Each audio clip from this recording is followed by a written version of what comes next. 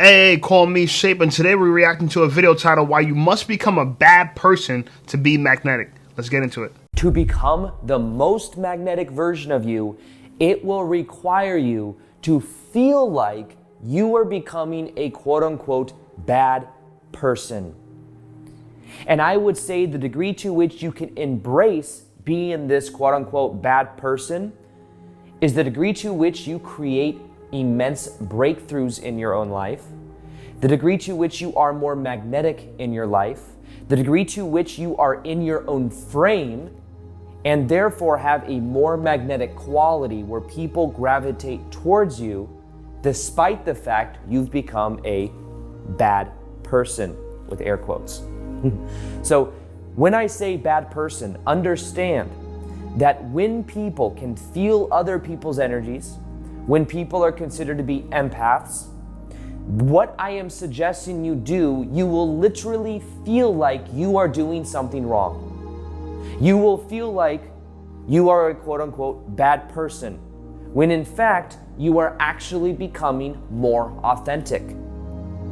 I believe many times people that may have experienced a certain level of tension in the household growing up, or maybe had a certain parental figure in their life that maybe was controlling their anger, maybe decided, I am not going to be like this person, or I need to be the opposite of this person in order to soothe them so that I feel safe. So there's a feeling that if I assert myself at any level, I am being bad. If I give anyone else tension or I set boundaries with anyone, I am being bad. And I don't want to spiral down into being like this person from my past because that was bad. But understand that many times you end up suppressing an authentic part of yourself by avoiding the shadow of that part of you. Now, for example, when I look to someone like my dad, who's a very quote-unquote, I don't know what you'd call it, like a nice guy, someone that goes with the flow. In his business, he's very good at what he does. He's a fire investigator, takes it very seriously, been very good at it for a very long time. And he's very assertive in his business. But when it comes to his dynamics of his personal life, he very much attracted my ex-stepmom, who is controlling and manipulative and very assertive and maybe even in an aggressive way. But nonetheless, they attracted each other for a certain period of time. Now, growing up, being around my ex-stepmom, she was very controlling, very angry, and it was never really good enough. No matter what you did, it was kind of the wrong thing. There was a lot of tension with her for all of us, including my dad. Now, in an interesting way, that has allowed me to go into being more comfortable with tension. Now, in childhood, it was bad to be in trouble, bad to be in that tension. However, I could see that my dad, who would say things like, I just don't want to deal with it. Now, my dad divorced her when I was 17 years old, and then my brother and I had all this freedom. However, because my dad has kids with her, he's had to deal with her for many years. They're divorced, but nonetheless, I can definitely tell that there was a lot of lessons in there for him to stand up for himself, to lean into tension, and to learn something. There's a reason he attracted her. Now, the disowned part, if you look at the narcissist and the empath dynamic, the disowned part of the self is what the other one possesses. So for the empath, this person that can feel the other people's energies, they're attracted to this person that's very strong in their own frame, even though it might be a toxic frame of reality. But nonetheless, this person's very assertive, very appears to be sure of themselves. The person gets. I'm going to stop him right there because he's just spitting so many gems. I want to make sure I react to it on point and on the right time. This guy, his name is Aaron Dowdy. We have the exact same father. I mean, to the key, right? To the T. My dad was a nice guy. In fact, he married my stepmom when I was younger. And my dad has 3 kids. He has no kids with her, which was an interesting thing. But he would constantly tried to, gently walk around her and not really try to upset her, right? He did not want to piss her off. And I thought to myself, like, wow, my dad's a successful guy. Why is he putting up with this shit? He could get a more desirable woman, right? He didn't have to tiptoe around her. But what I realized was he attracted a woman like that because she realized that he didn't want to be abrasive, right? He wanted to go along to get along. So that allowed her to kind of walk all over him. And I remember a time when my dad, when I was like 13 or 14, he wanted to buy a cell phone. So like me and my brother and my sister, and we were at like a Verizon store or something. And there was like this deal, buy one, get two cell phones free or whatever back in the day. They don't do stuff like that anymore. But this is during the flip phone era. And he bought us the phones, and we were really happy. This is our very first phones as kids. And I remember specifically, he told us, don't tell your stepmom. Like, he was worried that she was going to punish him for not seeking her counsel first before buying something for his own kids. And this is how deep the nice guy syndrome goes. That they're trying to appease the woman that they're with to the point where they can't make an authentic decision for themselves and stand on it. So I love what he's saying so far. Let's get right back into the video. What they want, they make it happen. And then on the narcissist side, or this controlling side, this other person is very thoughtful, will put up with their energy, and also is very considerate of others. So considerate of others, considerate to self, at the expense of the opposite. So the empath will abandon itself to make and to help the narcissist, and will put up with that energy because it's maybe been normalized. However, for the empath, or the person that can feel other people's energies, to actually start to be selfish, that's part of the key. Now, what they think of as selfish, they will think of as bad. But selfish means also not abandoning yourself, meeting your own needs, standing up for yourself, saying and expressing how you feel, drawing boundaries with the other person. Do you see what I mean when I say to become a bad person means to integrate your shadow? Everyone has a dark side. And the degree to which you are able to embrace that dark side is the degree to which you integrate the past and heal. When I began going through this transformation back in 2019, 2020-ish, there was an aspect of myself that I had to let go of. I had to let go of this part of myself that was very easygoing. There's part of myself that went with the flow, similar to the dad pattern. And what I found is as I started to express how I felt, as I started to set boundaries with people and to choose authenticity over validation or approval, I started to respect myself more. I remember specifically having certain conversations where I had to reorganize a certain dynamic in friendships, different dynamics, and that meant expressing how I felt and also setting the frame. Listen, this wasn't okay. I'm not comfortable with this. If you want to be in friendship, then this can't keep happening. Things like that. And I want to pause him right there. I'm glad he said that because when you start standing on your own, your authentic self, you will lose friends. You will lose friends. And when you stop trying to appease everybody, you will lose friends. And this is something that was hard for me because, and I love the word authentic because I used to just describe myself as blunt because people would say, you're blunt. I'm a straight shooter. But I'm authentic. That's a better way to look at it. And yeah, when you're authentic, you're going to rub people the wrong way because you're going to kind of draw a line in the sand like I'm over here. And if you want to rock with me, you got to come over here. You can't straddle the fence, and that was hard for me. It was hard for me because I wanted everybody to like me for being authentic. But I had to realize and have to accept that. I still got to accept that now that when you are your authentic self, you're going to attract some people and repel others. You're going to be very polarizing. You're not going to be liked by everybody, right? You could either be a conformist and you just go along to get along, or you could be like a pioneer and a leader. But those people are typically rejected initially, right? People don't see their vision initially. And so you have to accept that part. And that was a hard thing to accept. So I'm going to let him keep rocking out. But this is some good stuff. there was something going on and I didn't want to do something. It was just being upfront, not sugarcoating things.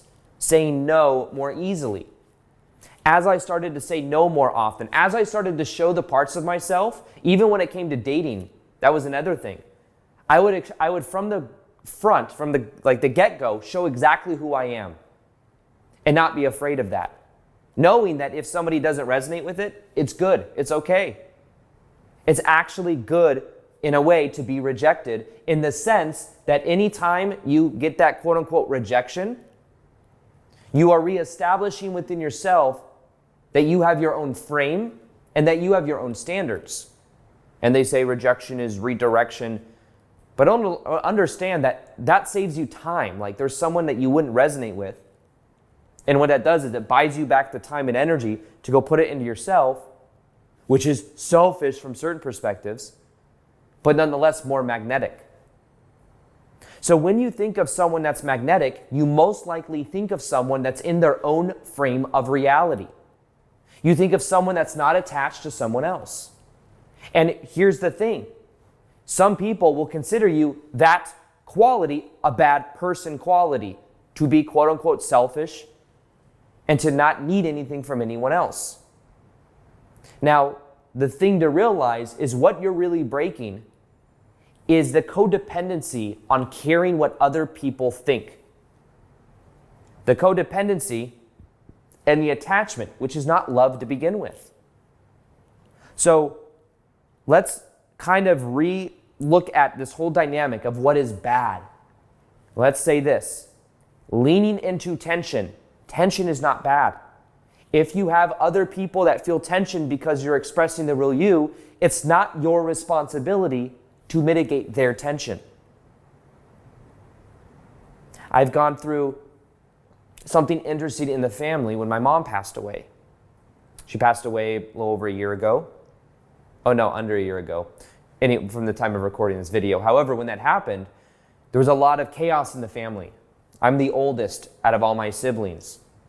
And there was a responsibility that I felt to manage a lot of the situation. I'm also the most successful one in the family, so the one with the most abundance to help take care of this. And of course, there's taking care of things financially and then taking care of things emotionally. However, one of the dynamics that was interesting was that there was definitely, in the beginning, this guilt. Like, I felt so bad, not that it was my fault or anything, but I felt like it was my responsibility to manage all of this out. Now, what happened is for 4 to 6 months, I was supporting many people, many dynamics of this whole situation. And eventually what I realized was that it wasn't helping them. You don't just give people resources and money and they figure things out. It was actually having them stay stuck in their patterns. And from a certain entitlement perspective, it's like, well, Aaron is so successful. He should just do this. At one point, one of my siblings said, oh, we're going to move. We need to move where you live or where one of my other brothers live, because we all need to be together for the next year or two. I'm like, no. And my siblings, by the way, the youngest one's 28. They're adults. But there was definitely an energy between my mom and them where she was kind of caretaking of them. And there was a certain codependent energy where then when she passed away, it was like, who's going to be this energy? And they're looking at me as the successful brother. Well, what happened is the more that I started to step into my own frame and realize that wasn't helping, the more assertive I had to be. And that was one of the last threads, because sometimes it can be hard with family because it's family. And there's guilt there, or there's responsibility. But at a certain point, I realized it wasn't helping. I pulled back my energy. And what sometimes can happen is with certain people, you may become more of the villain.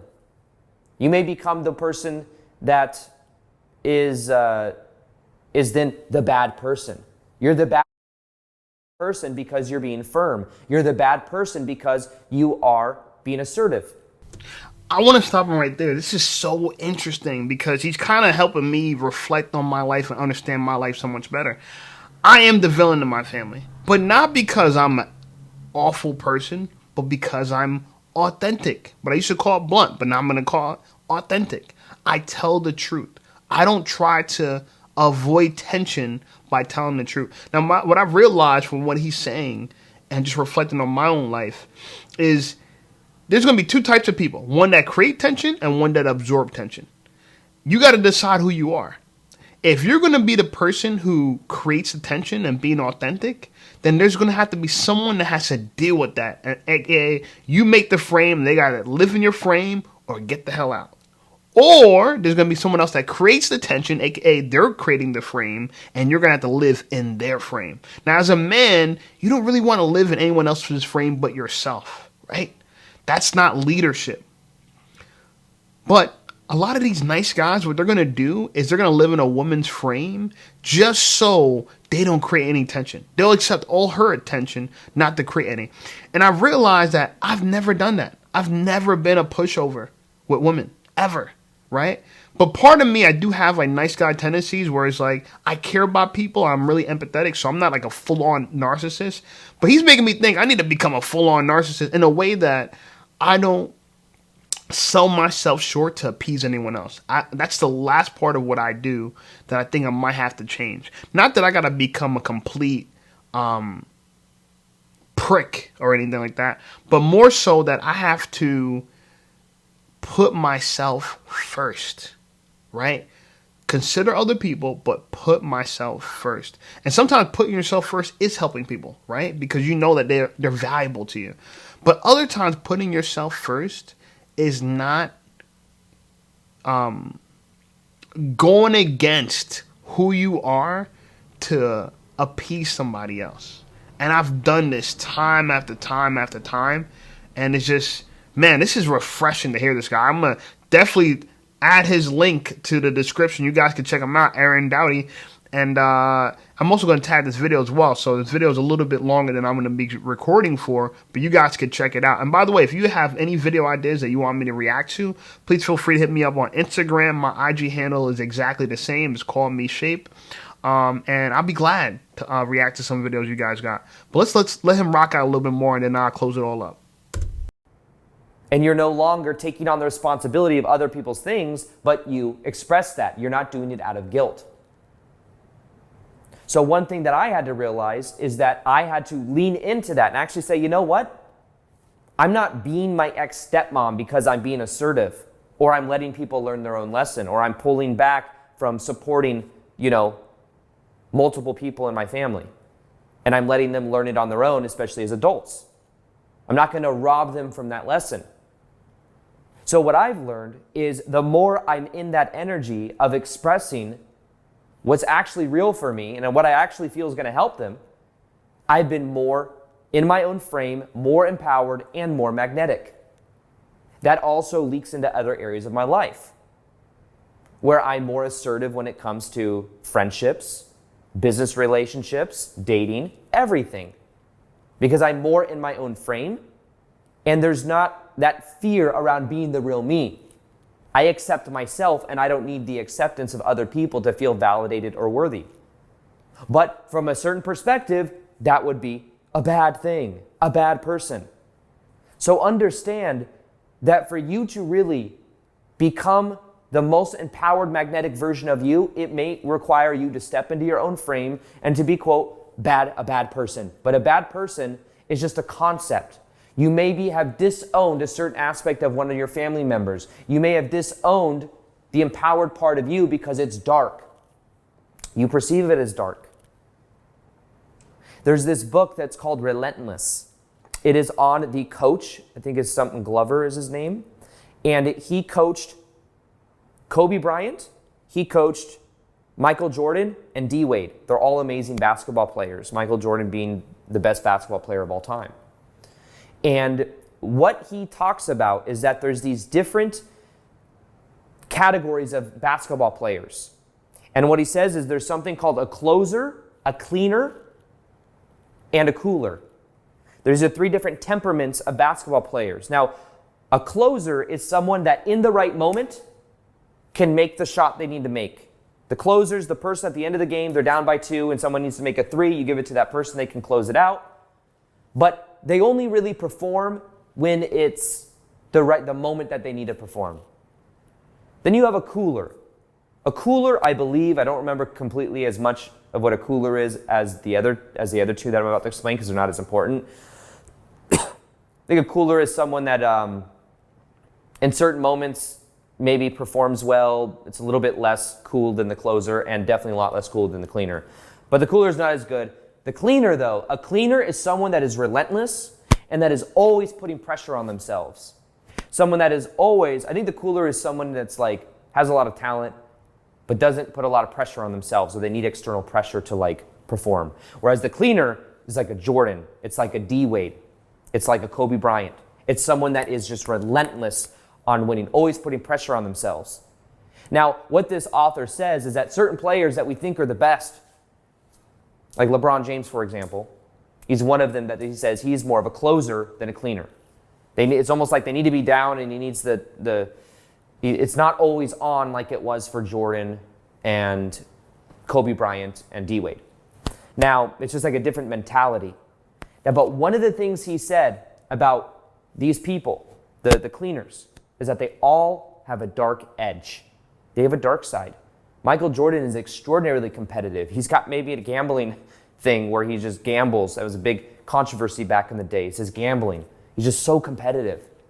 Kobe Bryant, super edgy, super competitive. So yeah, he's probably going to figure it out just explaining how aggressive these guys are. But I like this. Embrace your dark side. I need to take this advice for real. Embrace your dark side. Yeah. And this is why, personally, I spend a lot of time alone. And I used to choke it up to the fact that, I've been through a lot in my life emotionally. Some real traumas that just had me just like, I'm numb to the BS. And I really don't need anyone because I never could fully depend on anybody. That's just how my mind works. And so, I go into it, but for the example, like, when Thanksgiving is coming up, around the recording of this video, I don't have a big family to spend Thanksgiving with, right? I don't have a lot of people to call and rely on for holidays. I'm going to spend it by myself. But I'm okay with it.